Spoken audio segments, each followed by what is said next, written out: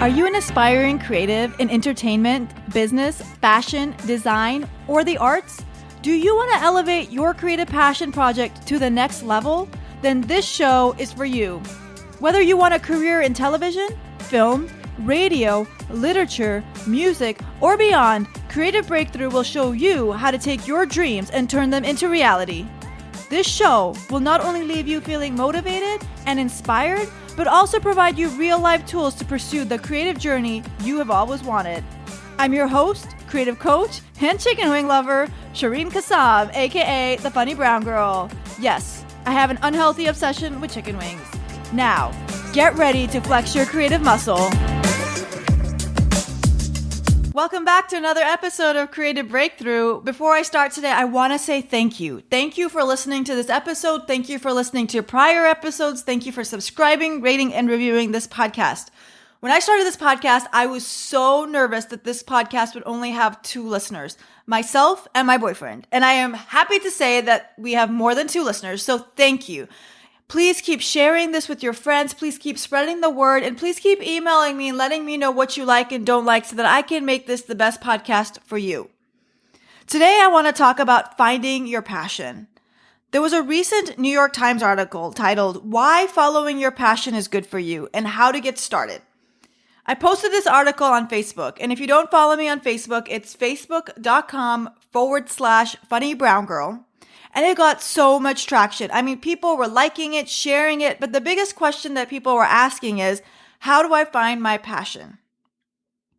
Personally, finding your passion is going to be the best thing of your life. When I found comedy, it helped me find another activity other than drinking. Acting gave me a way to pretend I was someone else when I was depressed and in a dark place. And radio provided me a sense of self-therapy from all the losers I was dating, because every week I got to come on the radio and talk about them and realize, oh my goodness, I have really bad taste in men. All of these passions helped me when I was in a very low point in my life. But today, these passions provide me a feeling of fulfillment and purpose, and I want the same for you. So let's talk about it. Another added bonus, according to the New York Times article, is that pursuing your passion lowers stress and contributes to greater happiness overall. And I can vouch for this. If you met me pre-2014, I was a totally different person. I mean, I was moody. I was jumping from one bad relationship to another. I was negative. And most of all, I was living my life with no sense of purpose. Today, I get to spend my free time doing all the things I love that provide me with a sense of meaning and purpose, and it makes me feel like every day is the best day of my life. Now, a lot of people tell me they don't know what their creative passion is or how to find it. So that's what we're going to do today. We're going to find your passion. Well, we're going to make a list of your passions, and then you're going to go and start trying them out to see which one you're really passionate about. First off, creativity has so many facets. It can be anything. It's not just singing or acting or painting. It can be dancing, DJing, digital art, knitting, creating a mobile app, innovating a new product, jewelry making, cooking, photography, creating memes on Instagram, opening up an Etsy store, beatboxing. What I'm trying to say is that your creative journey is endless. And don't tell me you're not creative, because every morning when you wake up, you're creative by the clothes that you put on, the makeup you put on, the shoes you choose to wear. Your personal style is your creativity at work. But here's the problem that many of us face, including myself. You have to stop thinking about your passion and go do it. Your passion lives in your heart, not in your head. How deep was that, y'all? Your passion lives in your heart, not in your head. Okay, what do I mean about this? We all have something that we're passionate about or were passionate about, but we buried it away. We let our thoughts get in the way of what we were trying to accomplish. We get so caught up thinking about ideas that we end up talking ourselves out of it before we even start. For example, when I wanted to start this podcast, I had all sorts of qualms about it. I was like, well, everybody's doing a podcast. There's so many out there. How am I going to differentiate myself? Or what am I going to talk about that's different than what other people are talking about? Or how am I going to get people to listen to me? It wasn't until I had to fill out an application for Spotify that I started to really find clarity in my idea and in my vision. And that's what I want to stress to you. Get it out of your head. Take a pen, write it down, write down these exercises that we're about to do. I want you to write this down on paper or type it up in your phone. I do not want you to keep this in your head, because when you keep an idea locked up in your head, all you do is doubt yourself. From this moment on, I want you to stop taking expensive tests. Stop reading books about finding your passion.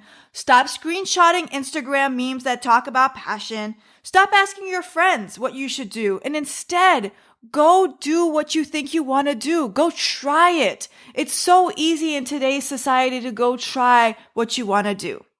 In the meantime, before you press pause on this episode, hear me out, and then we're all going to go try it together. Okay? Deal? Okay, so exercise number 1. Here's what I want you to do. I want you to make sure you have a pen and paper in front of you or your phone. I want you to close your eyes. Unless you're driving or you're walking, then you can do this with your eyes open. But close your eyes and think about your pre-adulthood times. And pre-adulthood means anything before you consider yourself an adult. So elementary school, middle school, high school, for some of you, college. Think about, what did you enjoy before you became an adult? What were your favorite passions? What did you enjoy about these passions? Why did you stop doing them? Write these down. I'm going to give you an example. When I was in college, senior year of college, there was a creative writing class that I went to, and I audited it. I went to one class and I loved it. I was in love with this class. I was so excited. I had never taken a creative writing class before. I'd never done anything artistic before. And I told my dad, and my dad said, Shirin, we do not have money to pay for a creative writing class. College is expensive. How is this class going to help you with business, engineering, doctorate? It's not. So yeah, the next day I dropped the class. Like, it wasn't going to help me, so I couldn't take it. And it took me 10 years to go back and sign up for another creative writing class. 10 years. Because somebody told me I couldn't do it. I forgot about it. I dismissed it. But at that moment, I was so excited about it. And then when I went back 10 years later to take the creative writing class, I still remember that class. I still remember those experiences. I still have my writings from that class because I loved it so much. And I cannot believe that I lost out on 10 years of a passion that I could have been fulfilling. So write down everything. Everything from when you were like a child and you used to enjoy going to ballet classes, or when you used to sit with your grandmother and crochet, or talk about when you went to a pottery class for the first time, or even when you went to a paint class where you drink wine. Write down everything that you've loved. Because we all have a creative side, and so many of us have squashed those dreams for a variety of reasons. And now it's time to bring those dreams alive. Staying with exercise number 1, I want you to now write down everything that you say you're going to do when you retire. For example, people always say to me, Sharon, when are you going to get your act together and get healthy and stop eating junk food and go to the gym? And I'm always like, ha ha ha, well, maybe when I retire, when I have time, when I get older and I don't have so many things on my plate. We all make so many excuses. Now is the time to stop making those excuses, okay? Have you always wanted to start a Shopify store? Or do you want to design your own bullet journals? Or do you want to bake? Write those down. Because why wait until you're retired when you can start them today and feel a sense of purpose in your life and enjoyment and have the best days of your life to look forward to? Now you've answered the question, what you enjoy doing pre-adulthood. You've also answered the question, what would you do when you retire? Now I want you to write down, what are the positive experiences you remember vividly? And this can be from any time in your life. What are experiences that you've had that you remember vividly? For example, when I was in elementary school or middle school, I can't remember how old I was, my parents took me to Chicago for the first time, and we went to see an off-Broadway play. And I don't remember the name of the play, but there was 2 women and they were hairdressers, and they were hilarious. I mean, they were cracking jokes, they were crass, they were silly. It felt like they were just talking from the top of their mind. And I was in love with them. And I remember thinking, how cool is that? I would love to do it. And then I walked out of the theater and I forgot about it. I didn't even give it a second thought because I knew that my parents were not going to approve of it. I knew that my parents found that acting was not something that I should take seriously because, again, it wasn't going to help me become a doctor, a lawyer, or an engineer. So I dismissed it. And then in my 30s, I rediscovered it, and it has been the best opportunity of my life. So I want you to write down all the positive experiences that you've had in your lifetime that you remember vividly, that had an impact on you, that you remember when people asked you, what are your most memorable moments or memorable experiences? Or even what are some experiences that you've had that maybe weren't positive, but that you recall something about them? And what is it that you recall about them? So for example, skydiving. I went skydiving, I don't know, maybe 5-6 years ago. And I remember I was bored to tears. And you might be thinking, how could you be bored skydiving? Okay, here's the thing.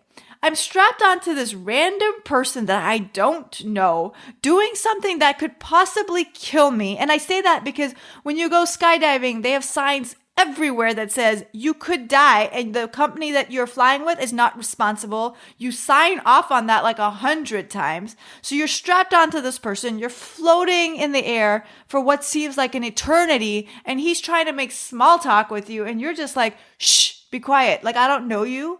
Because I don't like talking to people. Maybe that's just me. But anyways, I get more of a thrill being on stage doing comedy. The minute I'm on stage holding that mic and I get my first laugh, that thrill to me is so much more exciting than skydiving. But it was so important for me to go skydiving to realize what it is that excites me and that brings that thrill to my life, because it definitely was not skydiving. So now you've answered these 3 questions. Now, exercise number 2. You can start this exercise immediately. Exercise 2 is I want you to say yes to every opportunity that comes your way. Now, of course, this is within reason and being smart.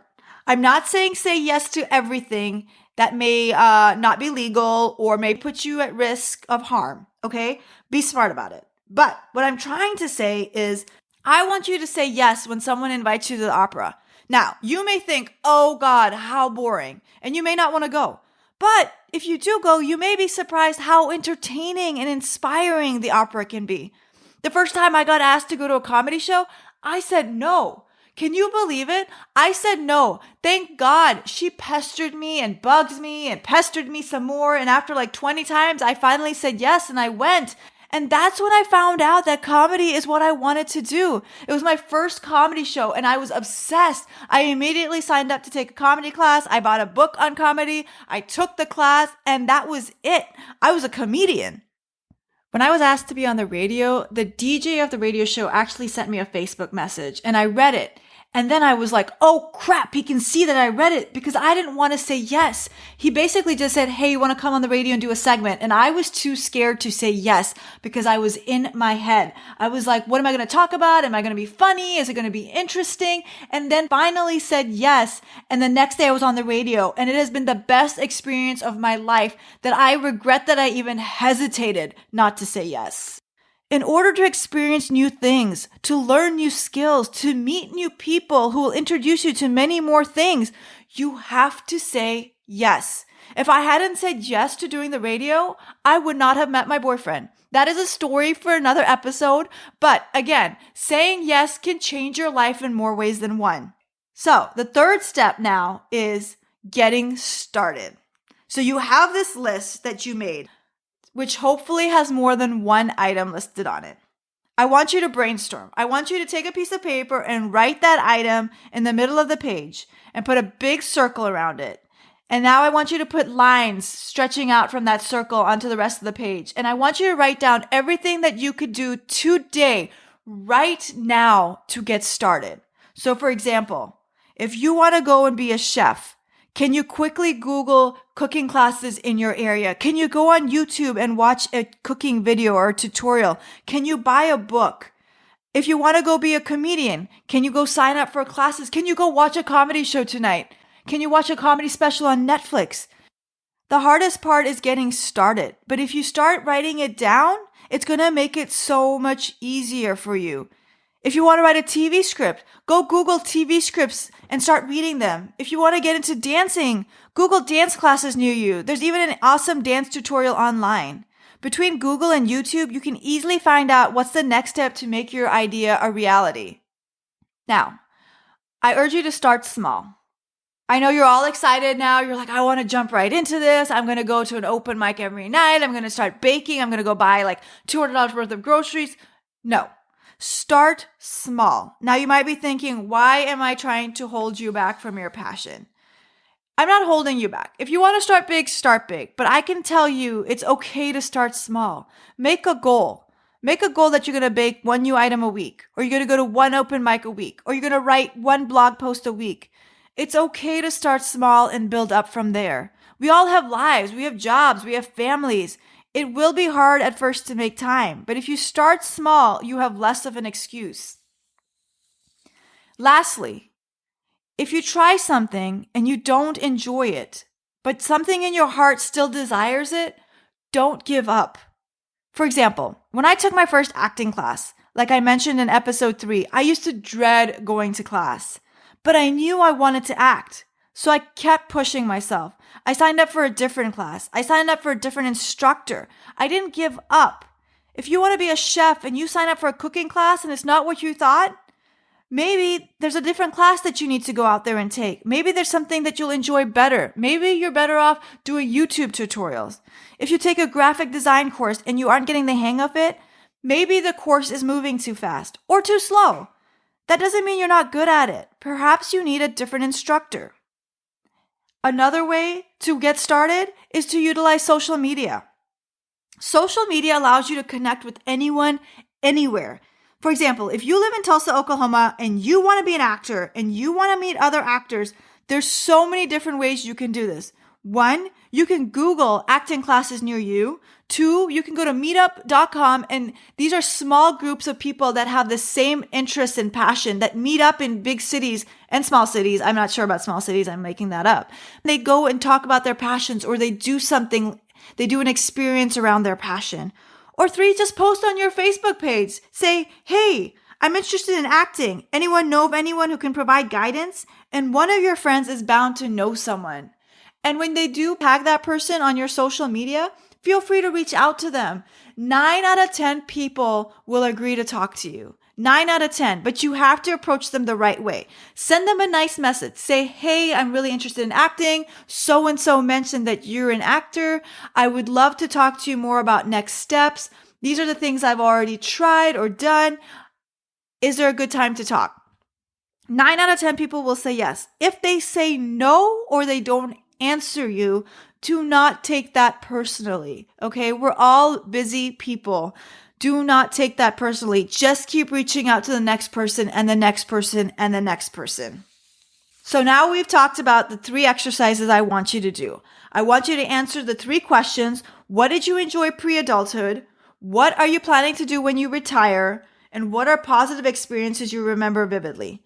I want you to have that positive mentality that you're going to say yes to every opportunity, and you're going to go and get started. You're not going to give up. You're going to start small and make goals, and you're going to utilize social media to win.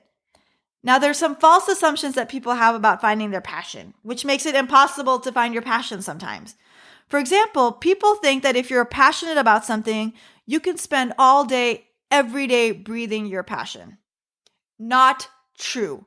I love comedy. I love performing comedy. I love writing comedy. I love creating comedy. But if you told me that I had to spend my entire day reading books about comedy or watching comedy specials, I would lose my mind. Like, I would go stir crazy. Because a lot about being a creative is being outside around other people, observing them, seeing what makes them tick. Secondly, a passion is something you enjoy doing, even for free. It's something that brings you happiness, joy, relaxation, zen.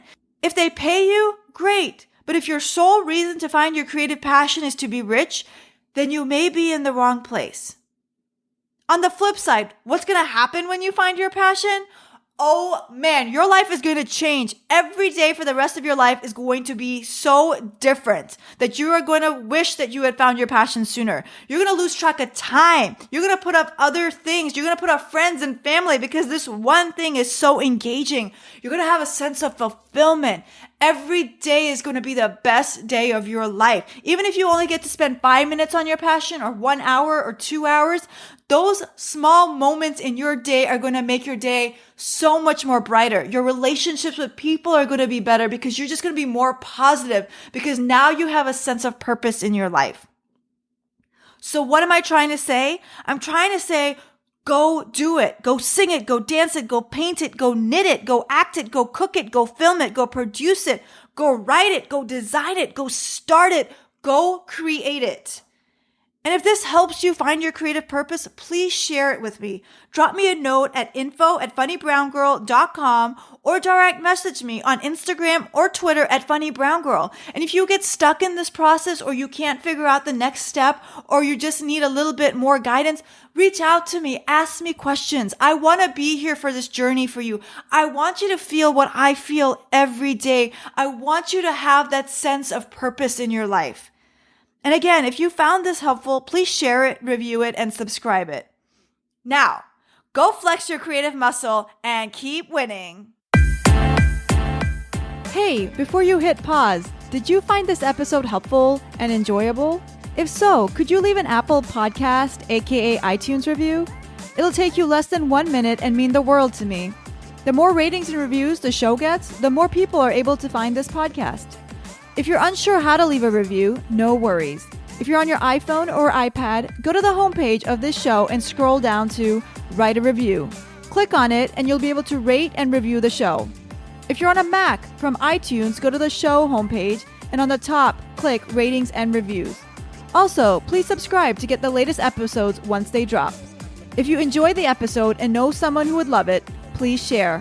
From your iPhone, click on the icon with 3 dots and then share via social media, email, or text. If you want to hear more, head over to funnybrown.com/podcast. You can also find me online. I'm on Instagram, Twitter, and Facebook at funnybrown. Also, sign up for my free newsletter for more tips to advance your creative journey at funnybrown.com/subscribe. And again, if you enjoyed the show, do me a favor and subscribe, rate, and review on Apple Podcasts.